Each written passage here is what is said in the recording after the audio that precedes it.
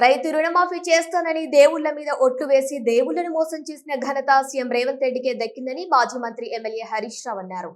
ఇక సిద్దిపేట జిల్లా గజ్వేల్ పట్టణంలో ఏర్పాటు చేసిన కార్యకర్తల దిశానిర్దేశం సభలో పాల్గొని మాట్లాడారు. రేవంత్ పాలనలో ప్రజలు విసిగిపోయారని అన్నారు.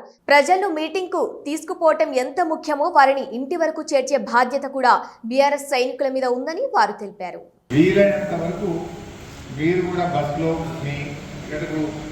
పబ్లిక్ మన సైడ్ వచ్చేసింది. ఎంత స్పీడ్గా కాంగ్రెస్ పార్టీ గెలిచిందో అంత స్పీడ్గా అవుట్ అయిపోయింది, డౌన్ అయిపోయింది. గ్రాఫిక్ లేచి పడిపోయింది.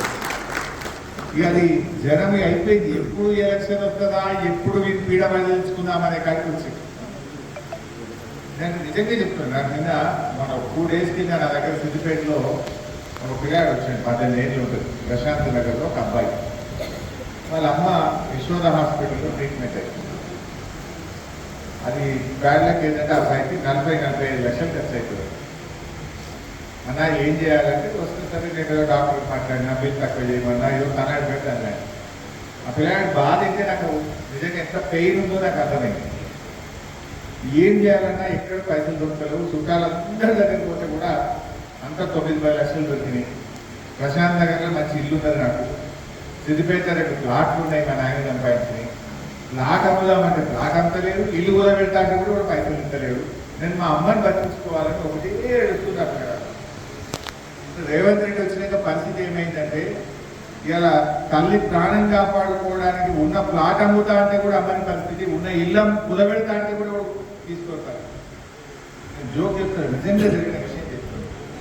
పిల్లల పెళ్లిళ్ళు చేయాలి మొత్తం యాసంగి పంట మేము బియ్యం పట్టిస్తే అంత నూకలు అవుతాయి, మేము బాయిల్ రైస్ అయితేనే నూకలు కావాలి. మనమంటే ఏమి తెలంగాణలో నూకల్ బుక్ నేర్పింది అని వాళ్ళేమో వడ్లు కొట్టినా అంటే నూకల్ బుక్ అన్నాడు ఏమో బీజేపీ. ఇక రేవంత్ రెడ్డి ఏమో సన్న బియ్యం పేరునే నూకలే పంపుతున్నాడు. ఒకడు నూకలు బుక్ అన్నాడు, ఒకడు నూకలు సప్లై చేస్తున్నాడు. నువ్వు బియ్యం ఇస్తావా, సగం నూకలు పెట్టవా?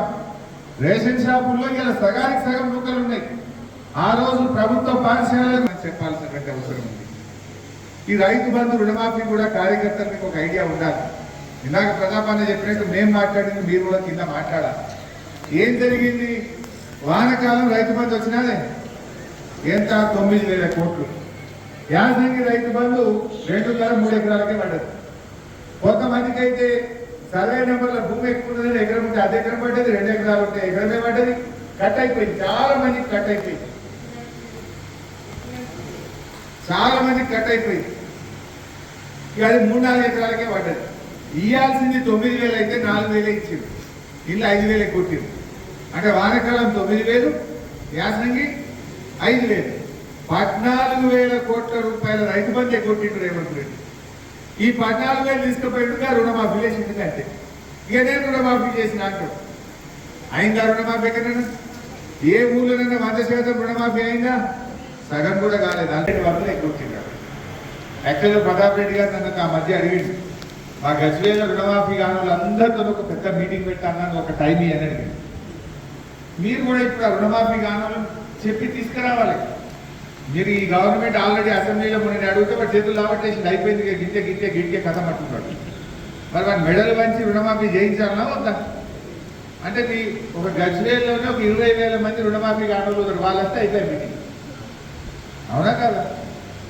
ఇవన్నీ కూడా మీరు ప్రజల్ని ఎడ్యుకేట్ చేయండి. కులాల వారిగా కూడా చెప్పండి.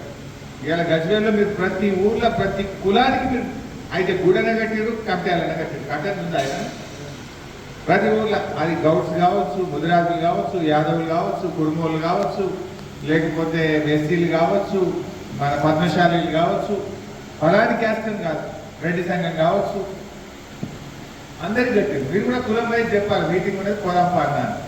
60 ఏళ్ళలో 70 ఏళ్ళలో ఎవడు కట్టేది మనం కట్టాం. ప్రతి గుడి అయింది, ప్రతి కమిటీ ప్రతి ఊరికి 1 కాదు 3-4 రోడ్లు అయింది.